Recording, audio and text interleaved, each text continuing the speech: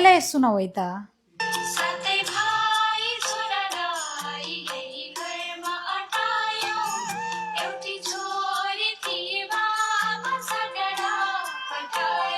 गीतको यो लाइनले एउटा महिलाको पीडालाई एकदमै मजाले व्यक्त गरेको छ। 7 जना छोराहरू अटाउने एउटा घरमा एउटा छोरी चाहिँ अटाउन सकिनन्। कन्यादान हरेक महिलाको लागि एकदमै भारी शब्द हो। Let's dive deeper into the Hindu ritual kanyadaan है त। जब एउटा महिलाले आफ्नो कन्सेन्टको साथ र आफ्नो चोइस अनुसार कुनै पनि व्यक्तिसँग विवाह गर्छिन् भने त्यो कन्यादान भन्ने शब्द नै in itself it become कस्तो ब्युटिफुल एन्ड प्योर है। र अर्कोपट्टि भने जब कुनै पनि कन्यादान बुबा आमाको कर्तव्य र समाजको परम्पराको रूपमा मात्रै गरिन्छ तब त्यही कन्यादान भन्ने शब्द नै एक महिलाको लागि एकदम नै भारी र पीडादायक हुन पुग्छ।